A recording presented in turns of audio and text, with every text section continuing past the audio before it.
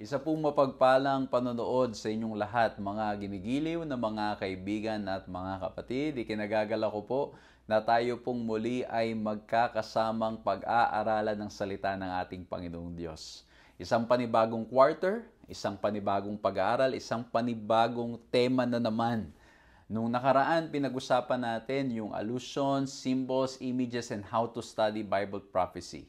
Ito ay nakatulong para nang sa ganon malaman natin ano ang mga pamamaraan, paano natin pag-aaralan ang mga prophetic books sa Bible. Binigyan tayo ng mga tips and hopefully natatandaan po natin, and if in case nalimutan natin, ay pwede po nating balikan sa mga previous na mga videos na amin pong ginawa. Yan, that's the beauty of technology. Ito po yung blessing natin ngayon na we can utilize ito po mga social media platforms para tayo ay lumagong sama-sama sa ating relasyon at ating pananampalataya sa ating Panginoong Diyos. At ngayon, ay pag-uusapan po natin, napakagandang tema na naman. Ang title po, Exodus. pag-uusapan natin kung paano ang aklat ng Exodus ay makakatulong upang nang sa ganon mas lalo po nating makilala ang ating Panginoong Diyos. As I always say, ang pag-aaral ng salita ng ating Panginoong Diyos, ito ay dapat dinadala tayo sa mas malalim na pagkakilala at relasyon sa Kanya. Hindi lamang dapat nalalaman natin yung mga facts or yung mga kwento. Dapat ito ay natutulungan tayo para mas lalo pang masariwa at maging klaro sa atin kung gaano kabuti at mapagmahal ang ating Panginoong Diyos. Kung kaya naman, by God's grace, pag-uusapan natin itong topic na ito, itong temang ito, at ang topic natin, ang very first topic natin is oppression, the background, and the birth of Moses. Samahan niyo po ako sa ating gagawing pag-aaral na ito.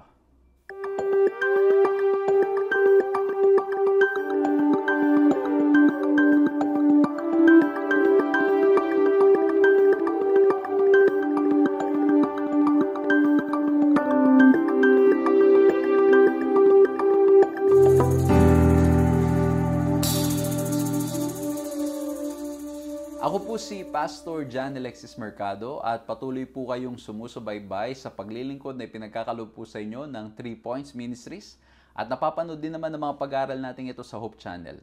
Maraming salamat po sa inyo mga kinikilo na mga kapatid, sa inyong panalangin, sa inyong mga pag-support, sa inyong mga prayers. By God's grace ay tuloy-tuloy po nating nagagawa ang mga pag-aaral na ito. Maraming salamat po for those who have been praying sa mga nangyayari po mga trips namin, and by God's grace we also need to pray for the meetings that's happening. At hopefully by God's grace yung meeting po with ito pong sa GC session ay it will be a blessing to all those delegates who have attended, and also as we look into how the Lord is really leading our church para mas lalo pa po nating may palaganap ang ebanghelyo sa maraming mga tao. Maraming salamat po for all those who opened their homes, all those who let us borrow yung mga kagamitan po nila, mga sasakyan po nila para nang sa ganon, we can freely move around and serve different people habang kami po ay nasa itinerary. Maraming salamat po, at maraming salamat din po doon sa mga nagpe-pray, nagso-support sa ating online ministry, and by God's grace, tuloy-tuloy po tayong maglilingkod. Nasaan man po tayong lugar, hindi natin papahintulutan na matigil ang ating mga paglilingkod na ito. So muli po, maraming salamat sa inyong lahat, and I hope and pray na kayo rin po ay nasa maayos na kalagayan na pinagpapala, iniingatan at ginagabayan ng ating Panginoong Diyos. At lagi ko po sinasabi, kung ito ang unang pagkakataon na nakakasama namin kayo, please subscribe, hit the notification bell, i-follow nyo po ang aming page or mag-subscribe kayo sa aming YouTube para po nang sa ganun ma-notify kayo sa mga videos na aming ginagawa. At pwede rin, ang pinakamas maganda sa mga nanonood, i-share po natin ang pag-aaral na to sa mas marami pong mga tao. You can copy the link. Kung nanonood kayo sa social media, copy the link or just simply share. Press the share button at i-share nyo po kung saan. The more na may share po ninyo, the more na mas kakalat itong mensahe na gusto po nating iparating, dahil may mga practical lessons na naman na ating matutuklasan mula po dito. So muli po purihin ang ating Panginoong Diyos sa ating gagawing pag-aaral na ito, at nawa po sama-sama tayo at mas lalo pang lumago ang ating relasyon sa Kanya. Let's bow our heads and let's pray. Ama po naming Diyos, dakila't makapangyarihan sa lahat, maraming salamat po, at ngayon ay mag-aaral kami ng inyong mga salita. Tulungan niyo po kami at patnubayan kami, nawa po mga bagay na aming mga mapag-aaralan ay makatulong upang nang sa ganon, mas makilala namin kayo at mas lalo kaming magtiwala po sa inyo. Ama, salamat dahil kayo Diyos na mabuti, kayo Diyos ng mapagmahal, ang inyong biyaya ay laging sapat sa bawat isa sa amin. Hindi man po kami karapat-dapat, and yet, patuloy niyo po kaming ginagabayan, pinagpapala, at patuloy pa rin pong binibigyan ng pagkakataon na mas lalo pa pong maisuko ang aming buhay sa inyo. Maraming salamat at pangungunahan niyo po kami at bibigyan kami ng katalinuhan sa aming gagawing pag-aaral ngayon. Sa pangalan namin, Panginoong Hesus. Amen. Muli po, ang tema natin, panibagong tema, Exodus, Journey to the Promised Land.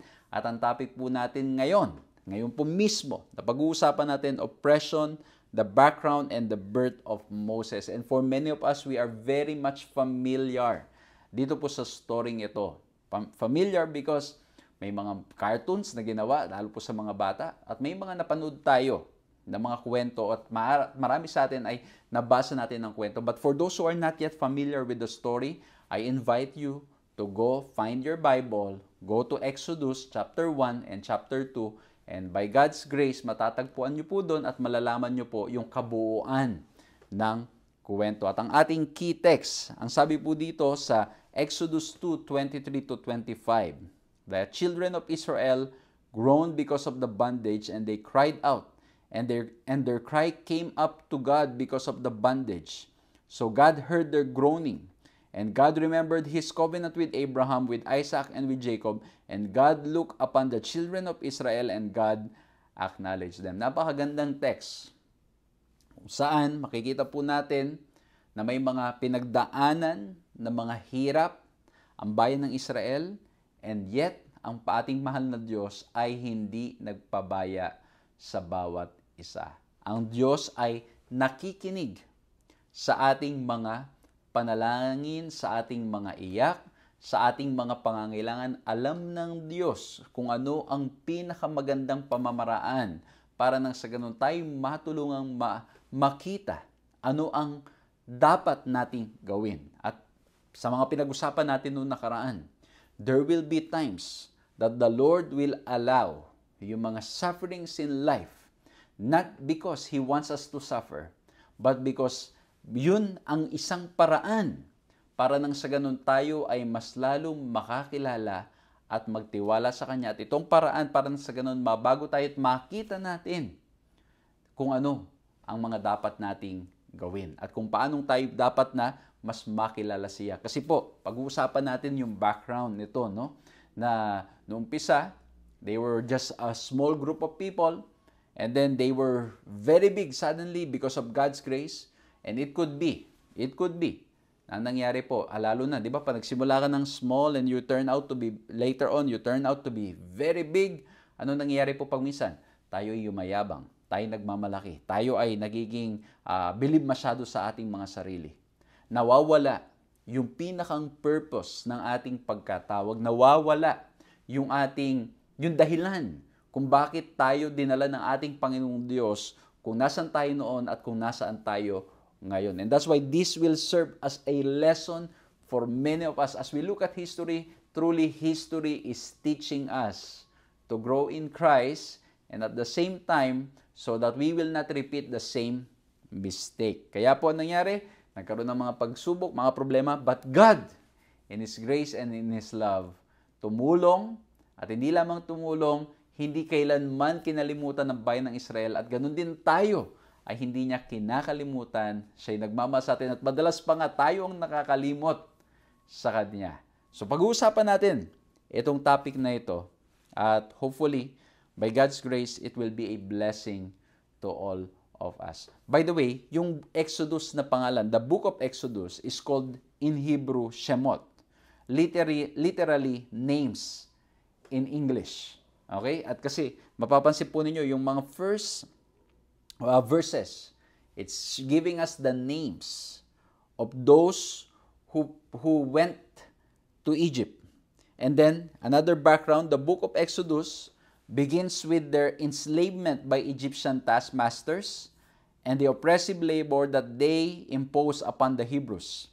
The book of Exodus ends, however, with God's peaceful and comforting presence in the tabernacle at the center of the Israelite camp. So mapapansin po ninyo yung story, sa umpisa, yes, well, kung titingnan po natin mula Genesis, it was a story of God saving them from famine, and then pinagpala na ating Panginoong Diyos. And then nagkaroon ng mga problema, yung mga taskmasters, yung mga ginawa silang slave, but at the end, yung presence ng ating Panginoong Diyos was with them and they are comforted.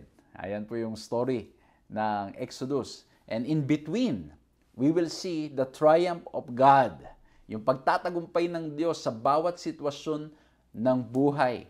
At kung paanong nagtatagumpay tagumpay ang ating Panginoong Diyos, ganun din na ipinagkakaloob niya sa atin ang tagumpay sa anumang pagsubok at problema na ating mga pinagdadaanan. Kung kaya naman, I will be sharing with you 3 points. Now, hopefully, ito po ay maging pagpapala sa ating lahat. Hopefully, makatulong para mas lalo tayong lumago sa pagkakilala sa ating Panginoong Diyos. Hopefully, ito po ay maging paraan para nang sa ganun mas madali nating maalala, mabahagi natin sa mga kapwa natin. At pag dumating yung mga panahong usapan ay tungkol sa topic na ito, magagamit po natin itong 3 simple points. At kung meron po kayong ibang leksyon na napulot, pakishare nyo sa comment box kung nanonood kayo sa social media so that others will also learn from your reflections. And kung kayo naman po ay meron pang ibang points, then well and good kasi it means that you're studying the Bible and God is speaking to you. So once again, I'll be sharing with you 3 points as we begin this new lesson, Exodus, the journey to the promised land. At ang topic natin, oppression, the background, and the birth of Moses. I want us to look at three things, 3 points. All starts with letter P because as I look at our lesson right now, it is a story of protection. It's a story of protection. Bakit protection? Sige, balikan natin. Exodus 1:1. These are the names. Ayan, yung minention natin kanina, Shemot. These are the names of the sons of Israel who came to Egypt with Jacob, each with his household. At pinangalanan doon yung mga anak ni Jacob. At kung babalikan natin yung story, nagkaroon po ng famine. Okay? At pagkatapos, kinakailangan nila ng pagkain at yung mga kapatid nitong si Joseph, hindi nila alam na ang kaharap na pala nila ay si Joseph. Kaya nga po maganda, basahin po ninyo yung kwento sa Genesis. Grabe, talo pa yung story ng mga telenovela na napapanood natin. Napakaganda po nitong story na nangyari kay Joseph at kung paano si Jacob ay napunta sa Egypt. Well, pag-uusapan pa natin yan as we continue, as we go on. But I want to make it clear that they were only 70 people. Okay? Nung sila'y nagpunta sa bayan ng Egypt, from where they are, sina Jacob, when they experienced famine, and then they went to Egypt, they were 70 people. But in Exodus 1:7, it tells us, but the people of Israel were fruitful and increased greatly. They multiplied and grew exceedingly strong, so that the land was filled with them. Lumago sila ng lumago. From 70, dumami ng dumami. Nagpapakita ng kabutihan at proteksyon ng ating Panginoong Diyos. So once again, kung babalikan natin, in Genesis 46, nakaranas ng famine ang Canaan, and so they moved to Egypt. So we can see in this story, from the very beginning of the story, the protection of the Lord. They are in a foreign land, and yet they grew exceedingly abundantly. So even if you're in a foreign land, even if you are not in your comfort zone, if God is with you, if His protection is with you, by God's grace, just like the story, we can grow exceedingly, multiply, and grow exceedingly strong by the grace of God. Amen? Ito'y dahil lamang sa biyaya ng ating Panginoong Diyos. That's why, ang story po ng banal na kasulatan, magpapakita sa atin na pagkasama natin ng ating Panginoong Diyos, who can be against us? Yes, all people might be against us when we stand up for principles, when we stand up for what the Bible says. But at the end of the day, if God is with us, we are protected. The safest place, especially nowadays, that people are trying to look for the safest place. Ngayon, di ba, yung mga nangyayari sa mga eroplano, di ba, ang ginagawa ng maraming tao ngayon, they try to look now for reviews. Titingnan nila yung mga reviews, kung ano yung mga safest na eroplano, na masasakyan, ano yung may mga less na mga experience na mga nararanasan ngayon sa mundo. But at the end of the day, kahit na yung pinaka-safest pa yan, if something happened, you don't know what can happen, what can take place.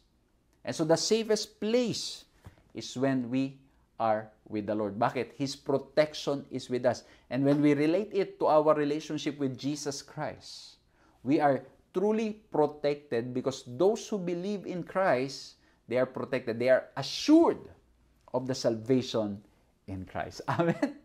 Tayo protektado dahil sigurado ang ating kaligtasan sa ating Panginoong Heso Kristo, sa ating Panginoong Diyos. At ito nga po, sila'y dumami ng dumami.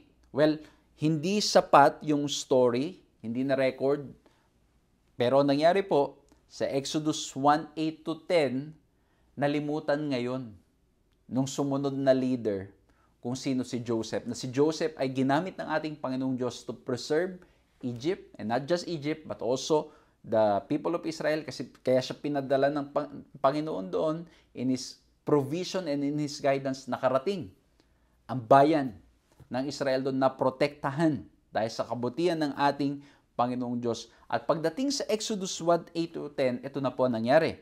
Now there arose a new king over Egypt, who did not know Joseph. And he said to his people, Behold, the people of Israel are too many and too mighty for us. Come, let us deal shrewdly with them, lest they multiply, and if war breaks out, they join our enemies and fight against us and escape from the land. So, mapapansin nyo, ano nangyari dito? Well, again, possible.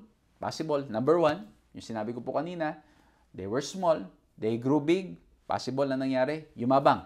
Possible. Pero based on the story, possible na ang nangyari, they were faithful people, they were doing what they do best, pero ano po nangyari? Ang nangyari, nainggit. Grabe, no? Dito sa mundong ating ginagalawan, mga kaibigan, mga kapatid, we need to be careful not to fall into the same trap. Ano po yung unang trap?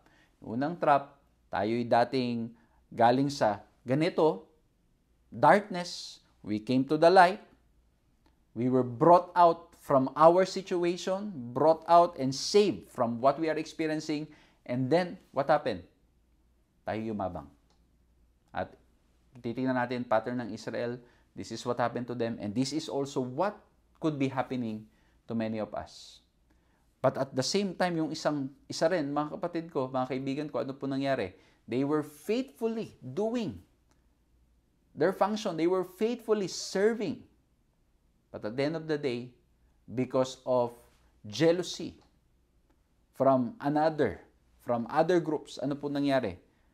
Gusto nung gawan sila ng mga hindi maganda. And so, we need to not fall into the same situation. Ano po yung sa isang situation, yung tulad sa mga Egyptians, ano nangyari? Sila'y nainggit dahil lumalaki, at sila ay napangunahan ng takot. Kasi bakit? Baka daw pag nagkaroon ng digmaan, iwan sila ng Israel. And this is how human beings operate. Mapapansin natin sa ating mga sariling buhay. It's either yun nga po, yayabang tayo, o kaya naman dahil out of our fear, we want to preserve ourselves. That's why the story tells us, ang pinakamaganda, magtiwala tayo sa ating Panginoong Diyos. Because in Christ, in God, we are protected. Amen? We are protected sa ating Panginoong Diyos. At ito na nga po nangyari, ano? So, ito pong Egypt ngayon declared somehow a war against the Israelites, against the Jews. At ang nangyari po sa verse 15 to 16, para mabawasan yung kanilang pagdami, then the king of Egypt said to the midwives, Hebrew midwives, one of whom was named Sipra and the other Puah, when you serve as midwife to the Hebrew women and see them on the birth stool, if it's a son, you shall kill him. If it's a daughter, she shall live. Meron ng order ngayon si Pharaoh na papatayin. But again, if God is with us, we are protected. Protected na hindi, ito po ha, pag sinabi nating protected, hindi ibig sabihin, tayo ay wala ng mararanasang problema kasi malinaw rin sinabi, babalansayin natin kasi malinaw rin sinabi ng ating Panginoong Kristo, ng Panginoong Diyos sa banal na kasulatan, in this world we will have tribulations. Magkakaroon ng mga pagsubok, magkakaroon ng mga problema, magkakaroon ng mga hinakit, magkakaroon tayo ng mga karanasan na hindi natin maunawaan bakit nangyayari sa ating buhay. Mangyayaring ang lahat ng mga bagay na ito. But we are protected. Protected, number one, in a sense na yung hinaharap nating hindi maganda, papahintulutan natin Panginoong Diyos na dumaan pero hindi tayo masasaktan. Pero sa kwento ng Bible, nangyayari din, minsan, pahihintulutan yung mga sufferings, mga problems, dadaanan tayo, tatamaan tayo, at minsan may mga ilan pa sa banal na kasulatan that they died faithfully believing in Christ and still they are protected. Why? Because our protection is our eternal life in Christ. Amen? Yan ang protection natin. Hindi ang protection natin lamang ay yung makaligtas tayo sa sitwasyon ng buhay dito. Makaligtas tayo sa sakit, makaligtas tayo sa mga aksidente, makaligtas tayo sa mga anumang mga sakuna. Hindi lamang yan ang ating protection. Our greatest protection is found in Christ so that whatever happens to us, we have nothing to fear because God is with us. Amen?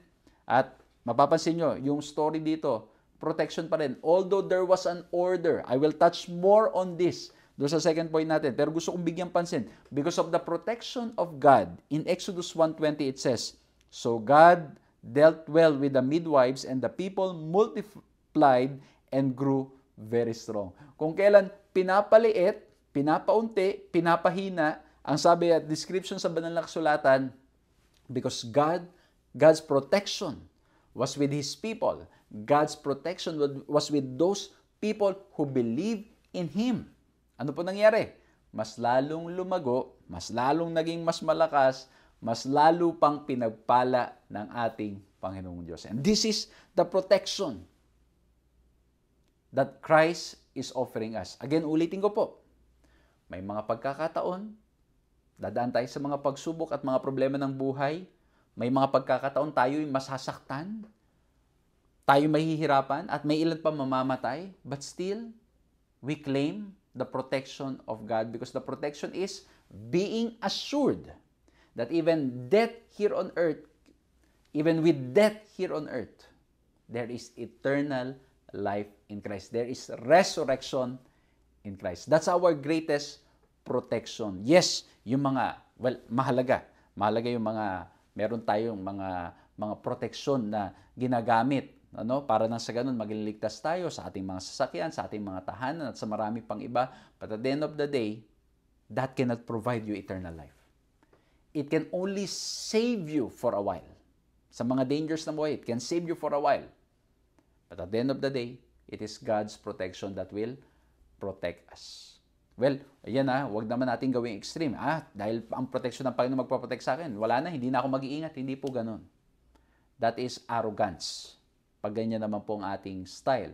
So, while we protect ourselves, we use the mind, the strength that the Lord give us, and not compromise. Ginagawa natin patuloy ang tama. Ano man ang mangyari, we are assured and protected in Christ. And that's why, it is a book about redemption, deliverance, and final salvation, all of which are ours by faith in Christ Jesus and what He has secured for us. Amen? Napakaganda ang story. Simula pa lamang tayo, but it's showing us that it is a story of protection. Protection from the devil, protection from harms and dangers because we are secured in our salvation sa ating Panginoong Diyos. Yan po ang pinakamagandang mapangahawakan natin habang tayo ay narito sa buhay na ito. Kasi nga po maraming pagsubok, maraming mga problema. Hindi sinabi ng Diyos na mawawalan na tayo ng mga problema. Palagi ko po may mga ilan sa inyo, mga sumusubaybay ngayon, ay umaharap na rin sa mga pagsubok ng buhay. Umaharap sa mga problema. Minsan nga po, pag magtatanong ka sa public or with many people, if there's an event, you ask, sino dito walang problema? And all of them will say, everybody has a problem. Everybody ay may mga pagsubok, may mga problema. Dadaan talaga tayo sa mga ganyang mga sitwasyon. But at the end of the day, we are protected sa ating Panginoong Diyos. Yan ang mapanghahawakan nating kaibigan. Yan ang mapanghahawakan natin sa ating Panginoong Diyos. And that's why, kailangan po manatili tayong nagtitiwala sa Kanyang paggabay, nagtitiwala sa Kanyang kalooban, nagtitiwala sa Kanyang kagustuhan because the safest place on earth, honestly, it's not even the safest place, but our safety is in Him. Ang magbibigay sa atin ng tunay na protection. So number 1, it's the story of protection. Number 2, as we look at Exodus chapter 1 and 2, it is also a story of persistence. Babalikan natin yung mga midwives. Kasi binasa natin kanina that they were given an order. At ang order sa kanila, patayin ninyo yung mga Hebrew male. Pag babae, yun lang mabubuhay. Pero we can see here persistence as well. Kasi bakit po? Yung mga midwives, instead na sundin nila yung utos ng hari o ng Pharaoh, ginawa nila kung ano ang kalooban ng ating Panginoong Diyos. And the Bible tells us in Exodus 1:17, "But the midwives feared God and did not do as the king of Egypt commanded them, but let the male children live." So it's a story of persistence. Magpatuloy kahit na may utos na taliwas sa kalooban ng ating Panginoong Diyos. Kailangan gawin natin kung ano ang tama. Kailangan gawin natin kung ano ang nararapat. Gawin natin kung ano ang kalooban ng ating Panginoong Diyos. And yes, it's not going to be easy.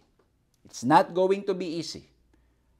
Ang pagtayo sa katotohanan, ang pagtayo sa tama, sa panahon ngayon, ay nagiging mahirap dahil majority ng people do not want to do the right thing. Majority of people, ang gusto lamang nila ay kung ano ang convenient, kung ano yung benefit sila. And that's why we are called to be faithful. Because we have a faithful God. And as He is faithful, He will also strengthen us so we can be faithful to do the right thing even in the smallest details. Amen? So, it's a story of persistence. Nagpapatuloy na ginagawa ang tama, ginagawa ang kalooban ng ating Panginoong Diyos kahit na merong utos na taliwas. May utos na gawin yung iba sa nais ng ating Panginoong Diyos. At para bigyan pa kayo ng background, yung nagbigay na si Pharaoh, they carry the title of Pharaoh, only which means king. The Egyptian believed that the Pharaoh was a god on earth, the son of the god Ra, or Osiris or Horus. Ra was considered the highest Egyptian deity, the sun god himself. Kumbaga yung nagbigay ng utos, somebody na hindi mo basta-basta mahihindian. Somebody na pag humindi ka, pwede kang mapahamak. Pag humindi tayo, ang dating, tayo markado na. Pag tayo humindi, ang dating, tayo ay mga suwail. Pag tayo humindi, ang dating, tayo ay mga nagre-rebelde.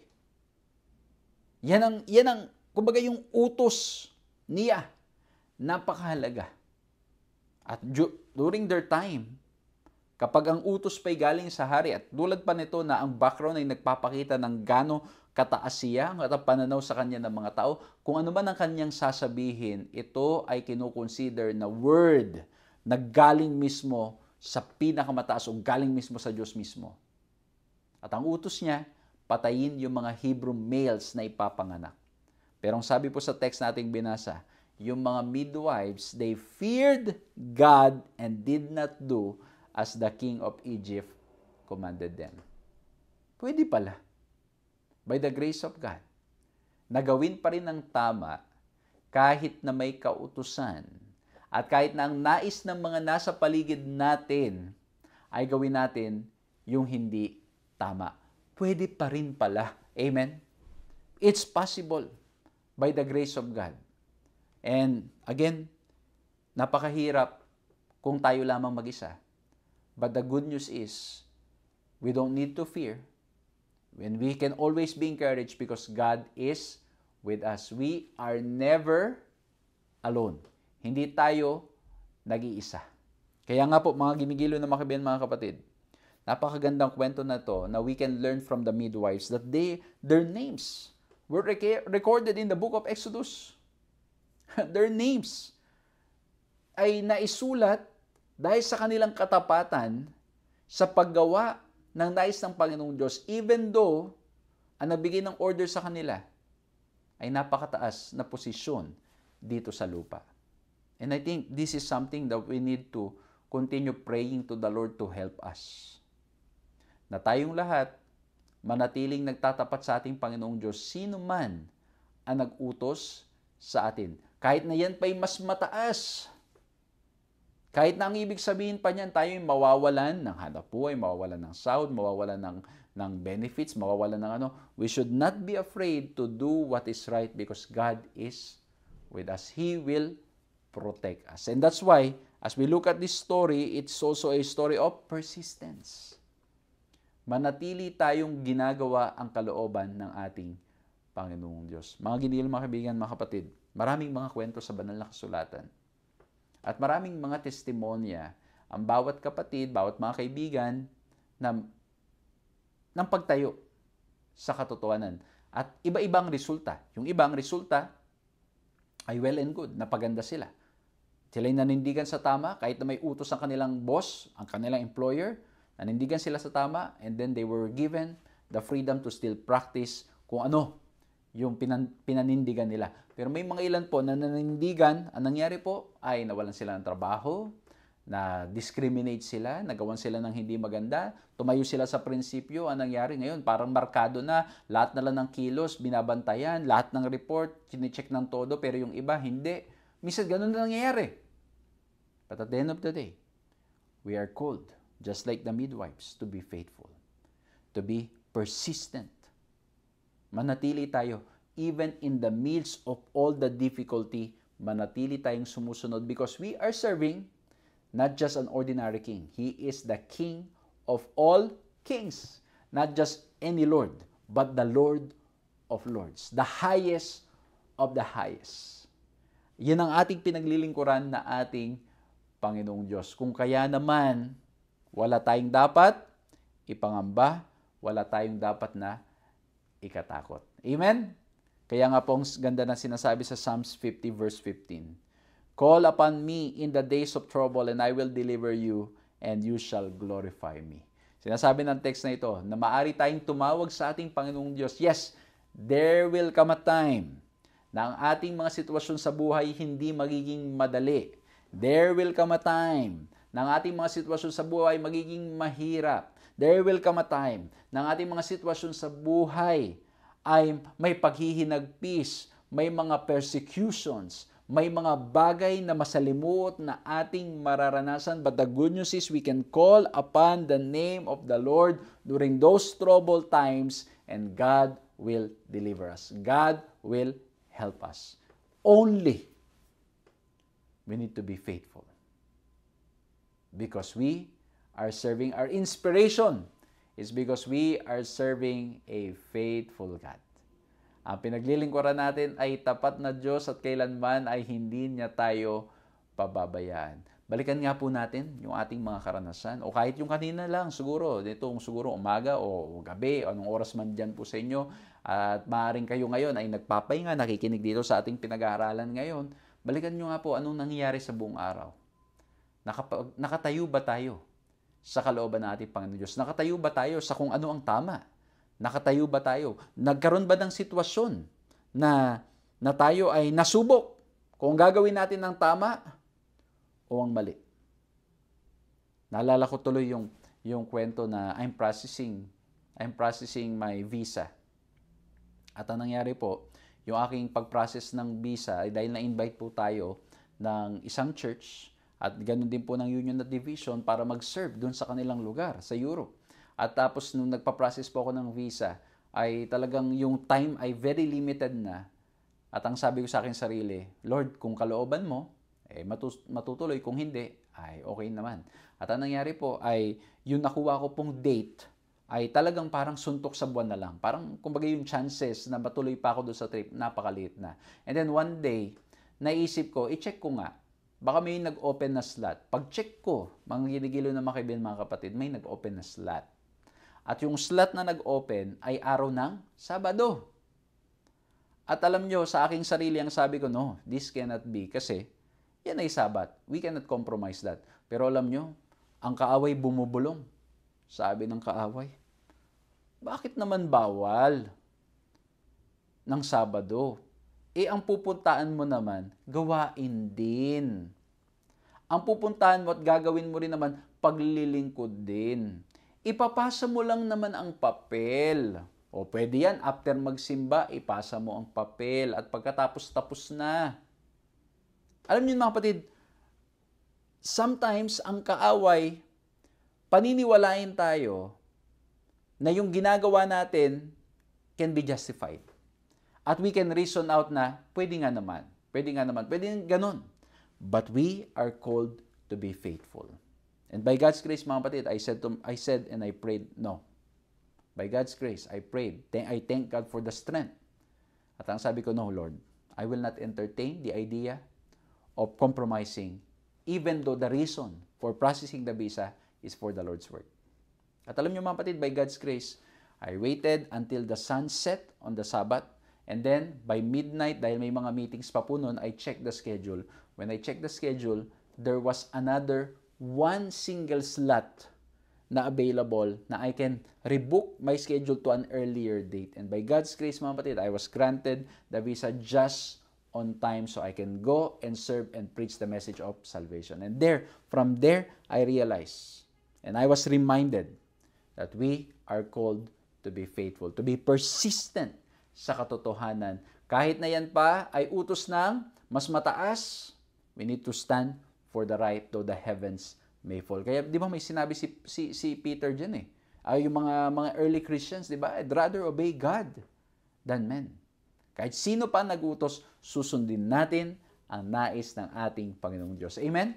Gagawin natin kung ano ang tama.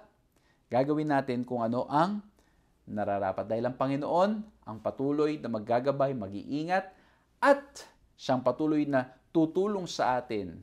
At at the end of the day, kung hindi ko man nakuha nung time na yon, then it's not God's will. The Lord knows best. The Lord knows the right time, the right place. We need to trust Him because in Him, we are protected. That's why the book of Exodus is a story of protection. It's a story of persistence. At makikita natin yan all throughout the book of Exodus. Kung paanong tayo tinatawag na manatiling nagtatapat sa Kanya, anuman ang sitwasyon, anuman ang kalagayan natin sa buhay, anuman ang hinarap natin. Ulitin ko po ha, tinatawag tayong magtapat hindi lamang sa panahon ng mga problema. Kasi madalas yan talaga, pag tayo may mga problema na, may mga pagsubok na, yun yung panahon na talagang tayo nagnanais na gawin ang kalooban niya. Talagang tayo lumalapit sa Kanya. Pero maging sa panahon ng mga pagpapala, sa panahon na tayo ay blessed, sa panahon tayo ay masaya, sa panahon tayo ay yung sagana sa mga bagay na kailangan natin at minsan hindi nga lang kailangan, pati sa mga gusto natin tayo sagana. We are called to be faithful. We are called to be persistent.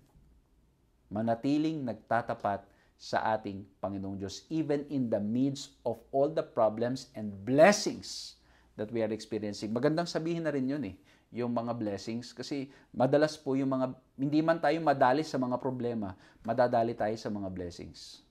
Malilimutan natin ang katapatan at pagmamahal ng ating Panginoong Diyos. So, nagsisimula tayong maniwala that it is all because of our own doing. So again, number 1, yung pinag-uusapan natin, as we look at the initial chapters of Exodus, we are looking at the story of protection. We are looking at the story of persistence. Magtapat tayong patuloy, manatili tayong na kahit na may pagsubok, kahit na may mga mahihirap na sitwasyon, manatili lamang tayo. Magtiis at magtapat dahil ang Diyos na sinasamba natin ay tapat. And number 3, it is also a story of provisions. Kasi all throughout, mababasa niyo po sa book of Exodus, it's giving us the stories that you will read in the book of Exodus. The experiences, the historical story, the history tells us that God will provide. God will take care of us. Kasi bakit po? Pagdating sa Exodus 2:2, tandaan niyo po ha, kay Joseph, nagka-famine kina Jacob. Joseph was in Egypt. The Lord used him. Nakapunta ngayon sina Jacob and family. 70 of them. They grew exceedingly. Now they are being persecuted. Pinapapatay yung mga firstborn. And then, in Exodus 2:2, the woman conceived and bore a son. When she saw that he was a fine child, she hid him 3 months. Okay? Yung fine pa nga dito, tob, no? Na ibig sabihin ay good. At yun na yung ginamit din sa creation. Declaring that it's special.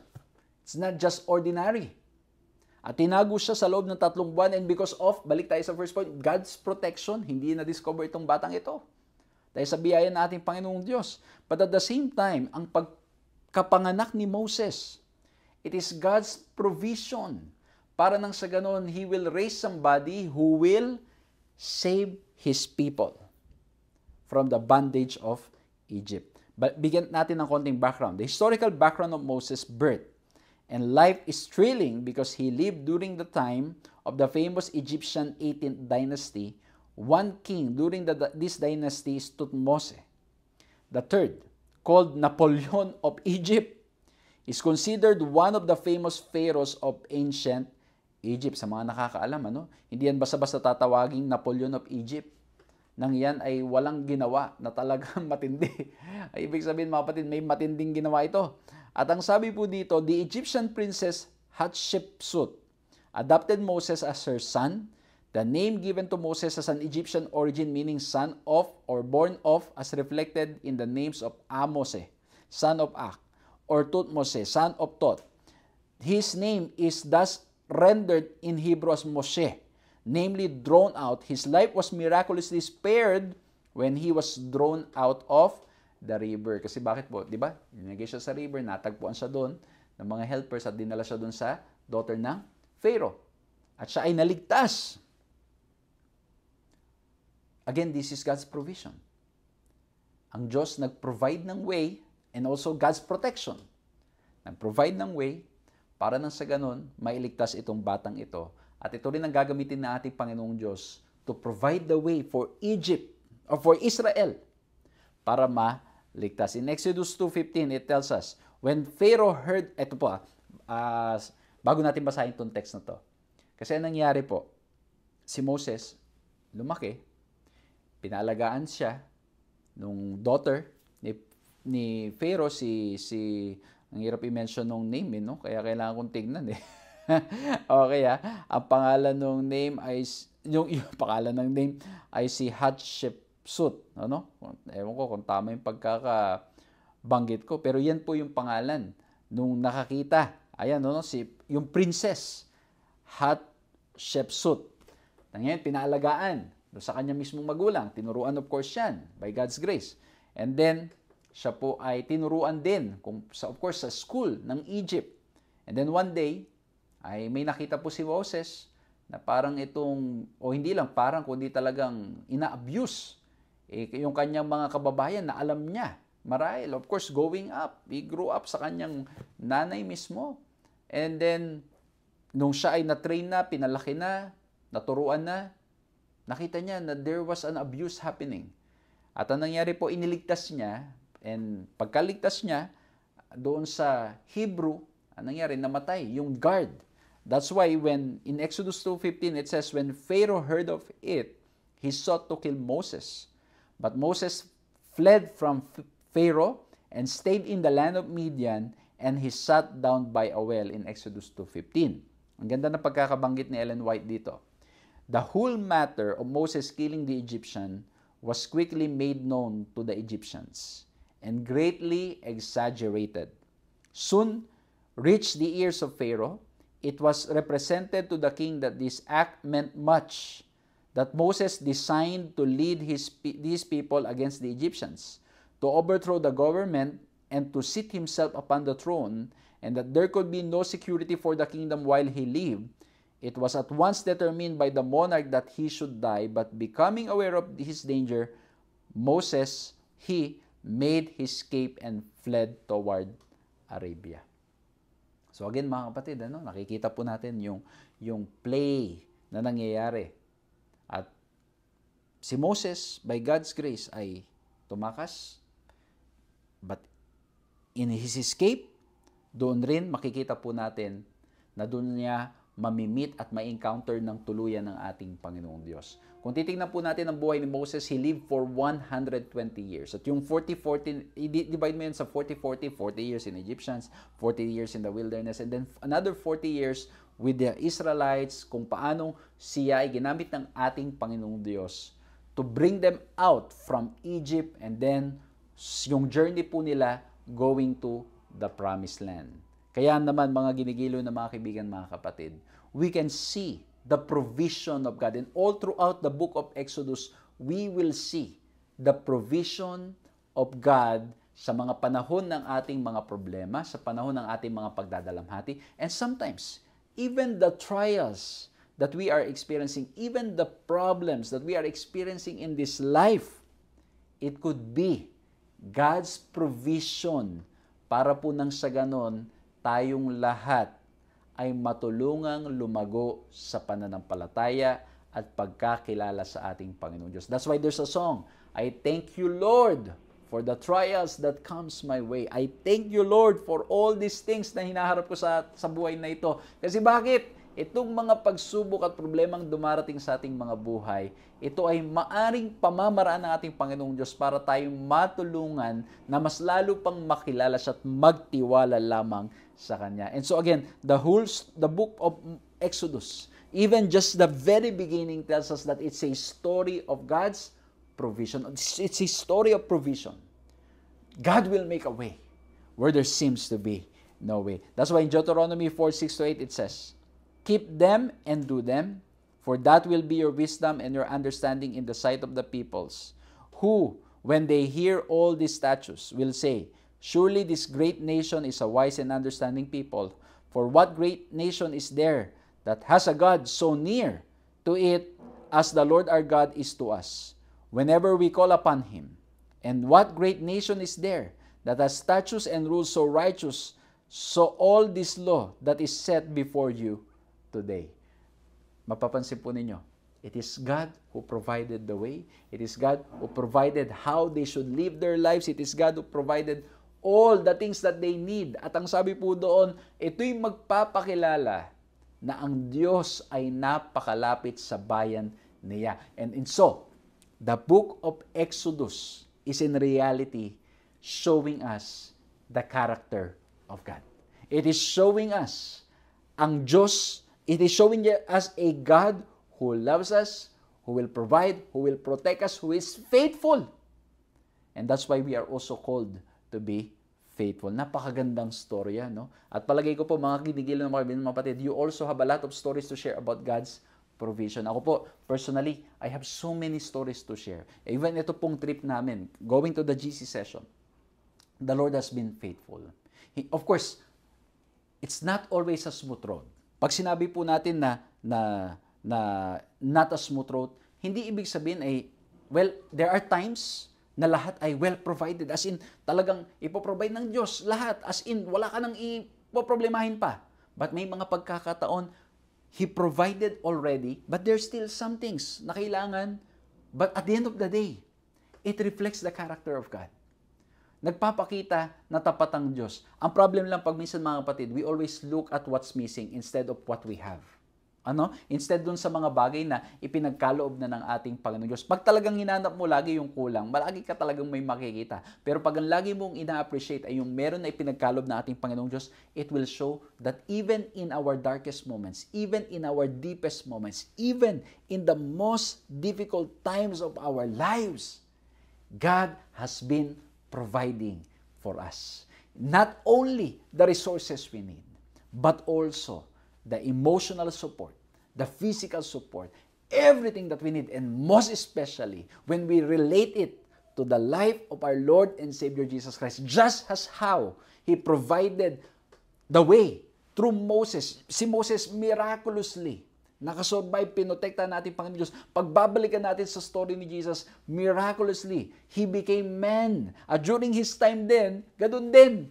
Alam mo, pinapapatay yung mga bata. But God, through His grace and mercy, provided the way, provided Jesus. Para nang sa ganun, tayo magkaroon ng pag-asa sa buhay na ito. And we will be assured of our eternal life in Christ. And that's why I'd like to end with this. In the midst of the turmoil and darkness, if our eyes are fixed on God, we can recognize His presence, care, and help as He guided us to the eternal promised land. And that is why the theme all throughout this quarter is Exodus, Journey to the promised land. Nawa po'y na-bless kayo. And once again, we're looking at Exodus, the story of, and the initial chapter shows us that it's a story of protection, a story of persistence, and a story of provisions. Let's continue to fix our eyes sa ating Panginoong Diyos. Turn your eyes upon Jesus, for He loves all of us. He is faithful, and He will take care of us. May the Lord bless you, at nawa po, tayong lahat ay nakinabang sa pag-aaral na ito. Let's bow our heads and let's pray. Maraming salamat, mahal na Diyos, sa aming pong napag-aralan. Nawa po ito ay mag-inspire sa amin na patuloy pong magtapat sa inyo. Salamat po, Panginoon. Dahil sa buong aklat ng Exodus, we will learn about your protection, about kung paano po kayong naging mabuti at patuloy na magiging mabuti sa bawat isa sa amin. Ito rin po ay story ng katapatan ninyo at kung paano kami ay dapat na mag-persist at magpatuloy sa paggawa ng kalooban po ninyo, anuman ang aming sitwasyon sa buhay. Salamat rin po, mahal na Diyos, that ito pong aklat na aming pag-uusapan ngayon, sa umpisa pa lamang nagpapakita of your provision para sa aming mga pangangailangan at lalong higit para nang sa ganon kami lahat ay maging tapat sa inyo at kaming lahat ay patuloy na manghawak sa inyo. Panginoong Diyos, tulungan niyo po kami na anumang problema at pagsubok at oppression na aming hinaharap sa buhay na ito, manatili kaming nakatingin lamang sa aming Panginoong Diyos, sa inyo po. Patawarin niyo po kami sa aming mga kasalanan ng mga nagawa at sa mga panahon kami nakakalimot, sa mga panahon kami nagtitiwala sa aming mga sarili. Patawad po, mahal na Diyos. Maraming salamat po at pangungunahan niyo po aming patuloy sa pangalan ng aming Panginoong Hesus. Amen. Maraming salamat po sa inyong ginawang pag-aaral, sa inyong ginawang pagsama sa ating pag-aaral na ito. Nawa po'y nakinabang kayo, nawa po'y na-bless kayo, at nawa po'y patuloy ng pag-ibig ng ating Panginoong Diyos ang maranasan natin. And again, I invite you, brothers and sisters, let's continue praying para po sa ating sa meeting na nangyayari for the World Church, for the GC session, at patuloy rin po tayong magpanalanginan sa isa't isa, at patuloy rin po nagpapasalamat po kami sa inyong pag-support sa ating po ministry, hindi lamang po dito sa online, kundi maging sa mga face-to-face, and only God knows and why, kung paano pong ang inyong lingkod ay nagagawang maglingkod ng tuloy-tuloy. Yan po ay dahil sa inyong mga panalangin at sa inyong pag-support na inyo pong ginagawa para na sa ganun tuloy-tuloy na magawa po natin na mas marami pang paglilingkod. Maraming salamat po, at patuloy po kayong mag-share ng ating mga pag-aaral, at patuloy rin po na ipakipromote at i-share din po pag-aaral na to para mas marami pa pong makinabang. At magsama-sama po tayo sa susunod na pag-aaral. God bless you.